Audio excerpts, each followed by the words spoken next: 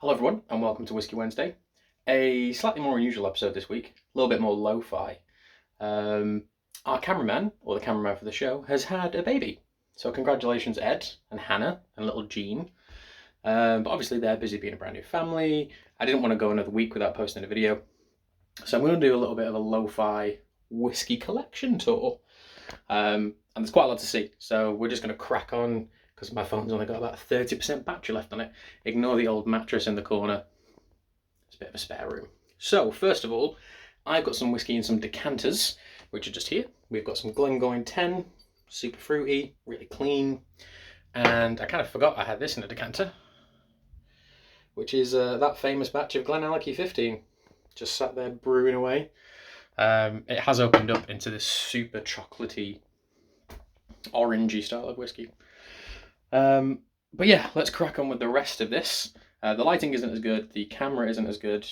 It's just me and this nice bit of art, but I'm sure you'll enjoy it nonetheless. So, everyday drinking whiskies. I do have some stuff that aren't whiskey, but they're currently downstairs in like a little cupboard, a couple of bottles of rum, stuff like that. But in terms of what we've got here, the Adelphi blended whiskey. £20, a bit funky, a little bit of fun. I think everyone should have a cheap or several cheap or affordable blends in their collection because they're just nice, you know. You can't really beat an affordable whiskey. One of the whiskies of the year, Wild Turkey 101, or well, one of the top 10s of last year. Delicious stuff, working my way through that quite nicely. It's making a wonderful mint julep. Today it's currently 23 degrees in Manchester where I live, so that's pretty much tropical for us. So mint juleps all around, and I think I'm actually filming this on Mint Julep Day. A set of 3 now, which aren't open yet, but we've got, with the company I work with, the Whisky Shop, I was able to pick and select 4 single barrels worth of Maker's Mark bourbon. So we have bottle 1 on that shelf. I'll get that down in a minute. This is batch number 3, which was like a really tropical fruity style. We have batch number 2, which almost tastes like it was in sherry. It wasn't, but the cask combination we used just made it feel like that. This should be a bottle. This is another bottle of number 1. I bought 2 of each, so there's one of each open and there's one of each closed. And this was just like, we designed this to take on things like George T. Stagg, Elijah Craig barrel proof, stuff like that. This was a cool little thing I got from the Maker's Mark distillery. If you pick a cask, you get to this little signed bottle, which is signed by Rob Samuels. You got like the cask selection on there. It's pretty cool. Nice and different. We have something which was fairly well received as a video, which is good because it's a really affordable whiskey, which is the Daddy Rack Tennessee whiskey. A lot of customers who come into the shop have said they love this, they keep buying bottles of it, and just again a great affordable everyday drinker. Woodford Wheat, the Kentucky Straight Wheat whiskey, which I kept calling a wheated bourbon in the video. That's nearly, well, it's not nearly gone, it's about halfway done. That makes a cracking old fashioned, like it's really lemony and clean, you know, like post lunch sort of drink. Not that I encourage that, but every now and then it's needed. Some closed stuff, which I'm just kind of waiting for an excuse to open. A bottle of Booker's, becoming a bit more difficult to get in the UK. For any of you interested, this is batch number 2, 2020 01E. 6 years, 4 months old at 63.2%. Yeah, I'm just waiting for the right occasion to open that. We will review it, but we're just waiting. This was a bit of a gem. Lot 40 cash strength batch 3. I found out the other day that Don Livermore, the man who actually makes this stuff, or blends it, is actually on Instagram. So he told me this has some French oak in it. We had a nice little chat. That was fun. It was really cool to see people like that on Instagram. I forget that they are.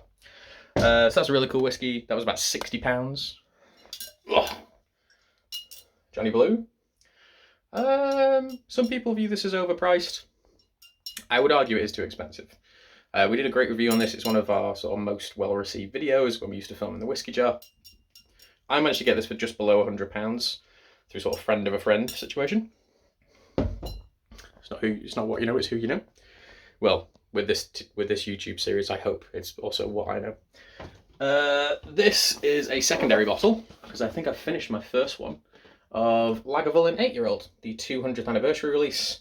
I loved that whiskey, still do love that whiskey. Finished the old one and now I've just got one spare. A modern classic, which you should all have, Redbreast 12. Bought that for Paddy's Day, and just had quite a lot open, as you can already see. So I didn't really see the point in opening that just for Paddy's Day. Then we've got some really cool stuff. You'll all remember this one, Leipzig 19, the PX finish. I found the last bottle of this just kicking around on an old shelf, and yeah, pretty special. Another special occasion product. For any of you that suffer from any sort of vertigo or motion sickness, I apologise because this video is all over the place. Let's put that there. This will be reviewed quite soon. Actually, I managed to get a bottle of the new Ardner Merkin 04-2103. So all the other whiskies that we're filming currently are actually at my place of work, except this one. I need to take that one there. So I managed to grab a bottle of that, which is good because it is just sold out everywhere now. Single Cask Nation, 13-year-old Craig Ellicky. Those guys sent me some samples. I don't think Elijah Amon works for them anymore, but he's on Instagram. No, he does still work for them now. He's a wonderful individual. And Whiskey and Donuts as well. I've done some cool reviews of these, but this is a favourite of mine. 58.1%, all bourbon, just really punchy and powerful. A favourite of the show, Aaron Quarter Cask. Still got that much left in it. Haven't touched this in a couple of weeks. Should probably change that because the bottle's nearly gone. This one is a first for me, and it is not Glenfiddich 21. My dear friend Mike, who's based in London, he's an SMWS member. I still haven't sort of bitten that bullet yet. And this is SMWS 18.34, Give Us an Inch, which was an Inchgour special release. I've tried this briefly. It was really intense. I'm hoping that it'll kind of mellow out a little bit. It's 58.1%. That's something just a bit different. Let's make some room. This box is pretty heavy. Try and manoeuvre this with one arm, if we can. Action shots. Middleton Dare Gaelic, tree number 2. 56.3% cash strength Middleton. Bought that last year. Again, waiting for that good excuse. It is my birthday next month, so that could be the good excuse I need. Alternatives to whiskey, and I'll try and get this out without dropping everything. M. Roy McGill, who is a wonderful man on Instagram, and we chat quite a lot about whiskey and tequila and cognac and all kinds of things. And he recommended me a nice bottle of Armagnac, which is this Armagnac Delord 25-year-old. Very swish in its wooden box. Again, yet to be open. It will be opened at some point. Again, with something like this, I just want the right time for it. I don't just want to open a 25-year-old Armagnac just because I can. It wasn't expensive. I think it was around sort of 60 quid, maybe even a bit less. But special occasions, you remember them more. This bottle is the closed version of something I'll show you all in a minute. Cavalan single cask selection. This got Whiskey of the Year from me. Quite controversially, a lot of people were angry about that, but at the end of the day, it was the best whiskey I tried that year. It just so happened that I picked it. Virgin Oak cask. That's also something of hot contention right now, if you've seen any of Sipper Social Club videos, Jeremy. And now we get on to the main attraction, which is all of this stuff, and I'll just try and list them off one by one. So, starting from here, we've got the Klein Leach Game of Thrones release. Reviewed this a while ago, sort of forgot I had it.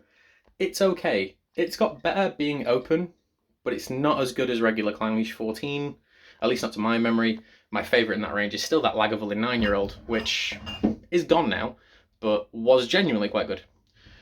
We still have a little bit left of this. Macallan Edition 2. I open most of, near enough all the whiskies I buy, because you guys want to know what they taste like, I want to know what they taste like. So there's a little bit of this left. Taking my time with that one. The more recent version, Macallan Edition 6. This was genuinely very impressive. I know Macallan do all this crazy stuff right now. I'm not spending £700 on limited edition Macallans, because I think that is kind of crazy. I know you can sell them for like 2,000. Just not particularly interested. Something which had a mixed review from me, which is the Felicitas, the Hedonism Felicitas. It's really good, and it's pretty well priced for what it is as a grain, but I've tried other grains that are better at the same price. And I've always liked Hedonism, the regular bottling, so I thought that would be a bit more unique. But no, it it was still very good. Next to that is a very old bottling of Compass Box, the Enlightenment. I only bought one bottle of this, and I should have bought two. It was the same day I bought 2 bottles of Macallan Edition 2. This is incredible. This is the greatest summertime whiskey I've ever come across because it just tastes like grapes and melon. It's really, really, really good. So, slow sipper. An infamous whiskey with this channel, for all the right reasons. The Glen Scotia 2018 Ruby Port Cask. That year's Whiskey of the Year. £50, blew everyone away. Truly outstanding. That corner's getting a bit tight, so I'm just going to put that down there. What are we at? 10 minutes in, we're doing all right. Highland Park single cask, 11-year-old, 67% ABV. There's a little bit left in that. The only whiskey I've ever had that tasted like rum so far. And the more water you added to it, the more like Highland Park it became, which was good because it shows the diversity of those cask strength whiskies. The only whiskey that I've ever called perfect, ever. 2017 Lagavulin 12-year-old. Quarter of the bottle left. There is an online retailer which has a few bottles of this left. And I will pay the premium for it because I need more of that whiskey in my life. It's worth stocking up on these good things. Along with that, I think this was 2018 as well. The Talisker 8-year-old. About half a bottle left. This thing's intense. It's so spicy. It's just brutal. So that calls for a very specific occasion. Typically when it's winter and it's absolutely pouring it down with rain, it's really the only time it feels right to drink that whiskey. This one's a bit different. I've used that word a lot, I'm aware. This is a distillery cask from Jura. It's a 19-year-old, heavily peated, 56.5% ex-sherry cask. And if I gave you this blind, you would never know it was Jura because it has this super salty, old Kalila Port Charlotte thing going on with it. It is insane, and it just goes to show that Jura have heavily peated stocks, which are incredible. I've toyed with reviewing this on the channel because it's not available to everyone, and we always try and review whiskies which are at the time available, just depending on whether or not they sell out. So this is a little bit up for contention. It's amazing stuff, but it's not something you'd be able to get hold of, so I don't know if it's worth actually reviewing it. Whiskey of the Year, Kilkerran 12. Starburst in a bottle. Truly incredible. A lot of you have picked it up just in the comments section and on Whiskey Wednesday's Twitter feed. I've heard loads of you saying that you just love that whiskey now. Fantastic. It's always available. Batches do differ. They're pretty slight, but they do differ, but they're still very good. Springman 10. Can't find this anywhere, so again, really taking my time with this because it's not easy to get. Sticking with Campbelltown, Longrow Gold, reviewed very recently. A lot of love for this. A lot of Longrow fans hadn't tried it. I still think it's better than a lot of the aged stuff. Or, well, the older stuff that's obviously aged, but just think it's got a bit more going on. Ardnamurchan 12101. Fabulous whiskey. Just, I cannot wait to see what these folks do in the future. Just genuinely impressive all around. If you haven't seen that video, please go and check it out. That's the only bit of like publicising I'm going to do the whole way through this thing as my right arm begins to die. Aaron Sherry cask, the dark side. Yeah, again, recently reviewed. If you haven't seen it, check out the video. It was literally 2 weeks ago, 3 weeks ago. I am running out of room to put stuff. Let's put it on the floor. A favourite of mine and most other people's, Babler 1990. This is the second release, but it's still a 27-year-old whiskey. Pretty incredible. And I think I paid £100 for it. Back in the days when Balblair was criminally underrated. Right, reaching for these is going to be a bit of a challenge, so different camera angle. The Cavallan Virgin Oak. We have the closed one, down there. This is the open one. About halfway done, 59.4%, 109 bottles. That's just the open one. Just amazing. Properly amazing. I was never a huge Cavallan fan.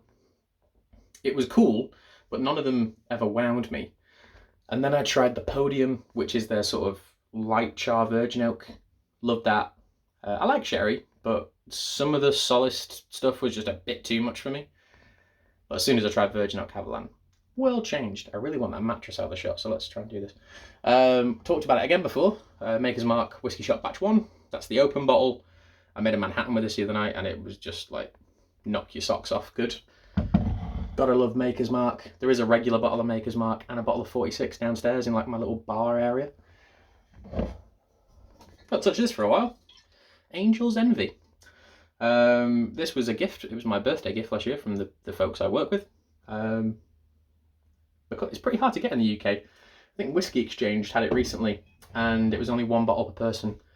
Bacardi import that, and they sell loads of other stuff. I don't know why they're so limited on this. Obviously, it's small batches, but it's still quite a bit intense, you know, trying to get hold of that stuff. We've never reviewed this on the channel. Jefferson's 20-year-old. I put a couple of videos up of this collection, a couple of photos up of this collection in the past, and everyone's gone, oh my god, it's Jefferson's 20-year-old. This thing started out not great. It tasted like menthol sweets, like really medicinal menthol sweets. I can say now it has become just a caramel bomb. It's like a depth charge of sweetness. Running out of room again. You can balance safely on there. Oh, these ones are a reach now, bear with me. We reviewed this a long time ago. Went to New York for this bottle. Midwinter's Night's Dram. Can't live with that much, don't even know its name. Act 5, Scene 6. Still trying to track more of these down. Again, just trying to get it in the UK is a pain. They don't import it into the UK. Bit difficult. Ugh, my Marshalls. The amplifier's in the way and I can't reach it. I want to show you guys everything, even though you've probably seen all the videos anyway. High West Campfire. Amazing whiskey. The fact that it's blended bourbon and rye with peated Islay malt, I don't think I could ask for anything more in a perfect whiskey. Ooh. What else is up here? We're getting to some good stuff, I swear. Not that this isn't. High West Rendezvous Rye. Pretty heavy on this stuff. Not as peppery as you would think. Even in the review, it's pretty subtle for a rye. It's got these beautiful undertones which just aren't really expected. On the subject of something unexpected, High West American Prairie Bourbon. Blueberries in a bottle. Only whiskey I've ever had that was like that prior was a bottle of Rowan's Creek many moons ago. That was when I could still get hold of things like Noah's Mill. Got some big hitters now. Ooh, there's a little bit left. The George T. Stagg. 2014 bottling at 69.05%. This was the first video I ever did for the channel. Please go back and find that because it's hilarious. Bad sound, bad focus, bad everything. Kind of like this video. But there's a bit left. And it's mellowed out a bit, but it's still Stagg, you know? Let's not put too much weight on one shelf because if it all falls down, I will cry for a long time. Another 2014 BTAC bottle was the William LaRue Weller. This is the strongest whiskey I own. It's 70.1%. I gave it a 10 because that's my favourite bottle in the BTAC collection. Every one of them I've tried has been incredible and just blows me away. It's everything I want from a bourbon. 2017 Sazerac 18-year-old. So soft, so mellow, so gentlemanly as a whiskey. I think it's the only whiskey I've ever described as chivalrous. Like it would open a door for you and everything. It's such an elegant, such an elegant product. And then my last BTAC bottle, which I haven't opened yet. Because again, I want the right reason to open it. I've got a Stagg open, I've got a Weller open. I don't need all of these cash drink whiskies. Tom Handy. This is another 2017, 63.6. It's what you've got to, oh careful. It's what you've got to love about those Buffalo Trace bottles because they just don't mess around, you know. It's less strong brother. Standard bottle of Sazerac. Still 6 years old, just 45%, not cash strength. Please don't fall, I beg of you. And then the baby brother of the missing BTAC bottle, Eagle Rare 10. It's just a great bourbon. It's good to have in. I think it's as good as Blanton's and easier to get and not as expensive. I've tried a few. I mean, we'll do a separate video on Blanton's. Where can I put this? I'll put that there. We will do another review on Blanton's because the hype for that thing's just insane. If you go into any whiskey auction site now, it's just a graveyard for Blanton's. And this thing's pretty cool. They don't make this anymore. It's a little maker's mark. But if I pull the jumper up in a safe manner, it's a white spirit from Maker's Mark. They used to sell this at the distillery, and I managed to get a bottle and opened it. Makes a wonderful clear old fashioned. But yeah, they don't produce that anymore, which is quite a shame. But yeah, that is. Can I flip this camera around so you avoid the messy floor? But it's quite a lot of booze, and like these bags are full of samples. So it's quite a lot to get through. I've sort of ruined those shelves. This will eventually be an office space, but at the minute it's just a bit of a mess.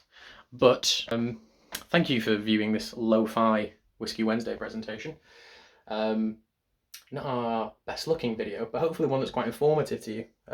Not done one of these for such a long time, and a lot of other whiskey folk haven't done a tour review of their stuff. I'd be intrigued to see a lot of your collections. So stick a comment below. Next week we should be back to normal. Just to give you an idea of what's coming up, we have that Arden American 04. We have this year's Glen Scotia, the Bordeaux wine cask. Managed to get one of those, finally. Woodford Double Oak, because I've promised it to someone for years and never done it. A bottle of what is probably the darkest whiskey I've ever seen. Again, it's not available anymore, so I feel odd reviewing it, but it's to talk about that range more than anything. Oh, what else we got? New Irish whiskey. We've got a bottle from Dingle, Kilkerran Heavily Peated. I've never tried one. Split a bottle with a friend. Can't wait to try that. And then there's something else, but I'm forgetting. We're still on the hunt for a whiskey of the year as well. Some have come close, but thus far, I'll just hit my toe in the iron. But thus far, we've not found any. So I'll bid you all adieu. Thank you all for watching. And yeah, let me know what's in your collection. Bang a comment below. Be really intrigued to see what's going on with all of them. But yeah. Thanks, guys. See you around. Bye.